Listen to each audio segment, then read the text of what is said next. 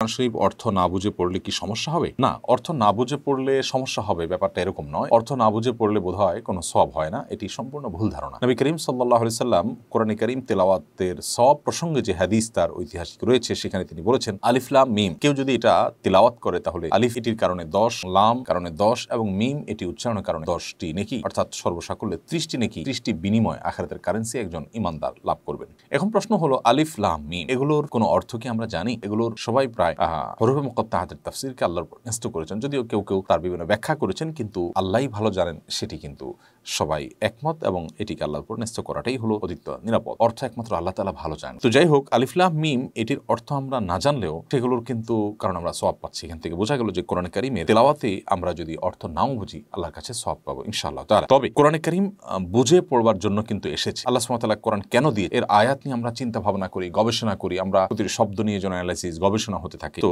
সেই প্রয়োজনে কোরআন বুঝে পড়া উচিত। আমার না বুঝে পড়লে আমরা সওয়াব পেয়ে যাব, কিন্তু সওয়াব পাওয়ার জন্যই কোরআন শুধু আসেনি, বা এটাকে সওয়াব আহরণের কোনো বুক বা মেশিন হিসেবে আল্লাহ তাআলা পাঠাননি। এটি পাঠিয়েছেন হুদাল লিল মুত্তাকিন, ইমানদারদেরকে গাইড করবার জন্য। আর গাইডেন্স গ্রহণ করার জন্য আল্লাহ কি বলেছেন সেটি আমাদেরকে বুঝতে হবে। বুঝে তেলাওয়াতের চেষ্টা আমাদের করতে হবে। প্রাথমিকভাবে আমরা বিশুদ্ধ করে তেলাওয়াত শিখবো, এরপরে আমরা আস্তে আস্তে কোরআন কারীমের তেলাওয়াতের অর্থ বোঝার চেষ্টা করবো। আমরা প্রায় সময় বলে থাকি, আপনি কোরআন কারীমের অর্থ বুঝতে চান, খুবই সহজ। প্রথমত আপনি যে কোনো অনুদিত কোরআনের সহযোগিতা নিতে পারেন বাংলা ইংরেজিতে, ইনশাআল্লাহ সেটি আপনাকে খুব সহজেই কোরআনের অর্থ বুঝতে সহযোগিতা করবে। দ্বিতীয়ত, কোরআনিক অ্যারাবিক নামে আরবি ভাষার কাস্টমাইজ একটা ভার্সন আবিষ্কার করা হয়েছে। অনেক গবেষকরা এটা নিয়ে কাজ করছেন। অর্থাৎ কোরআনে যে শব্দগুলো ব্যবহার করা হয়েছে সেগুলো খুব সীমিত। আরবি ভাষার যে বিশাল ব্যাপকতা, সেখান থেকে কোরআনে যেগুলো ব্যবহার হয়েছে শুধু সেগুলো জেনে কোরআনটুকু বোঝার জন্য যা দরকার আরবি, ততটুকু আরবি জানা। এটা খুব কঠিন বা জটিল কিছু নয়। এটা নিয়ে আপনি চাইলে আপনার হাতের কাছে অনেক অনলাইন কোর্সের সমাধান আপনি পাবেন, এবং সেটি থেকে আপনি কোরআনিক আরবি শিখে নিতে পারেন। অতএব আমরা অনুরোধ করব, কোরআন বুঝে পড়ার আপনার চেষ্টা যেন আমরা করি। আল্লাহ তাআলা আমাদেরকে তৌফিক দান করুন। কোরআনের অর্থ অবশ্যই বুঝতে হবে ইনশাআল্লাহ। এটা নিয়ে তো অনেকে তর্ক করেছে আমার সাথে গত বছর। আমি এখনো বলছি, কোরআনের অর্থ যদি না বোঝে কেউ, কোরআনের পরিপূর্ণ হক আদায় কখনোই হবে না। এটা আমার মন্তব্য। আপনার পোষালে আপনি মানেন, না পোষালে না মানেন। কোনো অবস্থাতেই কোরআনের অর্থ বোঝা ছাড়া আপনি কোরআন বুঝতেই পারবেন না, মানতেই পারবেন। মনে করেন আমি আপনার সামনে একটা আয়াত তেলাওয়াত করলাম, বিসমিল্লাহির রহমানির রহিম, আলহাকুমুত তাকাসুর হাত্তা যুরতুমুল মাকাবির কাল্লা সাওফা তা'লামুন সুম্মা কাল্লা সাওফা তা'লামুন কাল্লা লাউ তা'লামুন ইলমাল ইয়াকিন লাতারাউন্নাল জাহিম সুম্মা লাতারাউন্নাহা আইনাল ইয়াকিন সুম্মা লাতুসআলুন্না ইয়াওমাইযিন আনিন নাঈম। আমাকে অর্থ বলেন, কি বুঝলেন? আব্দুল্লাহ ভাই কি বুঝলেন? আব্দুর রহমান ভাই কি বুঝলেন? আপনি বুঝছেন, তেলাওয়াতটা সুন্দর ছিল। আর যদি সুর করে পড়তাম, সুরটা শুনে বলতেন সুরটা ভালো ছিল। যখনই আমি তেলাওয়াত করেছি আলহাকুমুত তাকাসুর হাত্তা যুরতুমুল মাকাবির, যে কোরআনের অর্থ জানে তার কলিজার মধ্যে একটা ধাক্কা লেগেছে। জিজ্ঞাসা করে দেখ, আল্লাহ পাক বলেছেন, প্রাচুর্যের মোহ তোমাদেরকে মোহাচ্ছন্ন করে রেখেছে। দুনিয়ার এই প্রাচুর্যের মোহ, তোমরা এর মধ্যে ডুবে গেছো, মোহাচ্ছন্ন করে রেখেছে। যতক্ষণ না তোমরা কবরে যাচ্ছ, কখনো নয়, শীঘ্রই তোমরা জানতে পারবা। তোমাদেরকে অবশ্যই জাহান্নাম দেখানো হবে, এবং কিয়ামতের মাঠে অবশ্যই তোমাদেরকে নিয়ামত সম্পর্কে জিজ্ঞেস করা। যে এই অর্থটা বুঝলো, জানলো, তার কলিজার মধ্যে কোরআনের মর্মটা নাজিল হয়ে গেল না? এখন এই আয়াতের উপর আমল করলেই তো তার জীবন সফল। এখন বলেন, অর্থ বোঝার দরকার আছে কি নাই? এভাবে প্রতিটা আয়াত যে ব্যক্তি জানে, সে তার জীবনটাকে সুন্দর করে গোছাতে পারবে না। সে দুনিয়া আখিরাতে সফল হবে না আমি হব, যে কোরআনের এবং সুন্নাহর অর্থ জানে এবং বোঝে, আমল করে। আল্লাহ পাক আমাদের সবাইকে কোরআনের অর্থ বোঝার তৌফিক দান। ব্যস্ত, we are leading very super busy life. খুব ব্যস্ত আমরা, কোরআন পড়ার সময় নাই। প্রতিদিন যেন একটু তেলাওয়াত করি। রাজি আছেন তো? আরেকটা কথা সব জায়গায় আমি বলি, মাতৃভাষায় এই কোরআনটাকে আপনাদের জানতে হবে। কারণ আল্লাহ কি জানাতে চাইলেন, কি শিখাতে চাইলেন, বাংলা ভাষায় যেন আমরা এটা শিখি।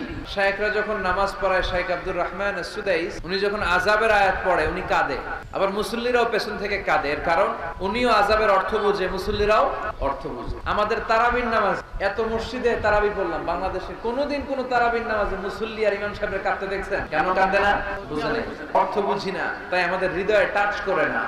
দেখবেন ওরা আযাবের আয়াত পড়লে কাঁদে, রহমত আর জান্নাতের আয়াত পড়লে ওদের হৃদয়টা ঠান্ডা হয়ে যায়। সালাতে আপনি কি তেলাওয়াত করতেছেন বুঝতে হবে। আজীবন পড়লেন সামি আল্লাহু লিমান হামিদা, অর্থ কি অনেকেই জানে না, আছে না নাই? এজন্য মাতৃভাষায় কোরআন জানতে হবে, তেলাওয়াত মনোযোগ দিয়ে শুনতে হবে, কোরআন পড়তে হবে, পড়ায় দিতে হবে। আপনি কাউকে যদি সূরাতুল ফাতিহাটা শুধু শিখায়া দেন, সে সারা জীবন যতবার সূরা ফাতিহা তেলাওয়াত করবে তার একটা পার্সেন্টেজ সওয়াব আপনার আমলনামায় আছে না নাই?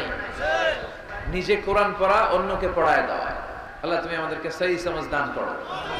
তাই এমন লোকের কথা যদি বলেন যারা ভালো করে কোরআন পড়তে পারে না, তাজউইদ সঠিক থাকে না, এমন বিভিন্ন সমস্যা, আমাদের নবী মুহাম্মদ সাল্লাল্লাহু আলাইহি ওয়াসাল্লাম বলেছেন, আমাদের নবী বলেছেন, যদি কেউ কোরআন পাঠ করে সঠিকভাবে, সঠিক তাজউইদের সাথে, তখন ফেরেশতাগণ তার সাথে থাকবে। কিন্তু যদি কেউ কোরআন পাঠ করতে গিয়ে সমস্যায় পড়ে, সে পাবে দ্বিগুণ পুরস্কার। এখানে ব্যাখ্যা করা হয়েছে একটা পুরস্কার কোরআন পাঠের জন্য, আরেকটা সমস্যায় পড়ার জন্য। তাহলে যে কোরআন পড়তে পারে না, সে যদি তারপরও কষ্ট করে কোরআন পাঠ করে, তাহলে ইনশাআল্লাহ সে দ্বিগুণ পুরস্কার পাবে। এ হলো ইসলাম। মাশাআল্লাহ, যত কষ্ট করবেন তত পুরস্কার পাবেন ইনশাআল্লাহ। না বুঝে যদি কেউ কোরআন পড়ে তাহলে তার সওয়াব হবে কিনা?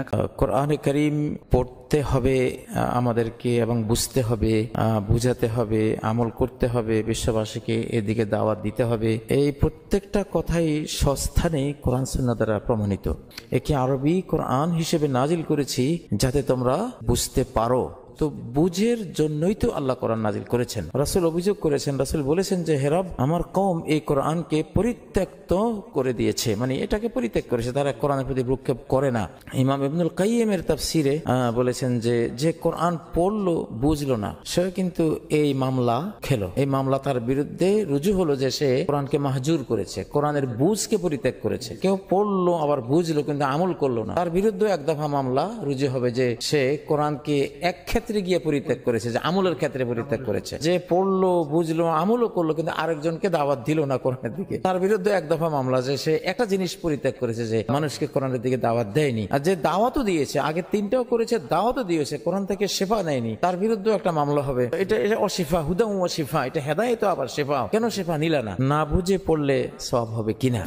এই হাদিসটি না বুঝে পড়লেও যে সওয়াব হবে সেই বিষয়ের একটি শক্তিশালী দলিল, যে না বুঝে পড়লেও সওয়াব হবে। নবীজি বলছেন উদাহরণে, লা আকুলু আলিফ লাম মিম হারফ, আমি বলি না যে আলিফ লাম মিম তিনটা মিলে এক হরফ। আমরা জানি আলিফ লাম মিম এটা হলো হরফে মুকাত্তাআতের অংশ, আর হরফে মুকাত্তাআতের অর্থ আল্লাহ কাউকে জানান নাই, হয়তো রাসূলকে জানিয়েছেন, রাসূল আমাদেরকে জানাননি। তো আলিফ লাম মিম যে উদাহরণটা দিলেন, এই উদাহরণের দ্বারা বোঝা যায় যে কোরআন না বুঝে পড়লে সওয়াব হবে। কারণ আলিফ লাম মিমের ব্যাপারে জালালাইন করলে দেখবেন আল্লাহু আ'লামু বিমুরাদিহি বি, যে আলিফ লাম মিম দ্বারা কি উদ্দেশ্য এটা আল্লাহ জানেন, আমরা জানি না। যে বর্ণমালার মানে আমরা জানি না, সেগুলোর ব্যাপারে নবীজি বলছেন যে এর প্রত্যেকটা হরফের জন্য সে 10 নেকি করে পাবে। তাহলে তো এটা শক্তিশালী একটা দলিল যে না বুঝে পড়লে 10 নেকি করে তোমরা পাবা। বরং এটা বিশাল একটা উৎসাহ আমরা পাচ্ছি এখান থেকে, যে আল্লাহ তাআলা কত উদার, যে না বুঝে পড়লেও সে সওয়াব পাচ্ছে।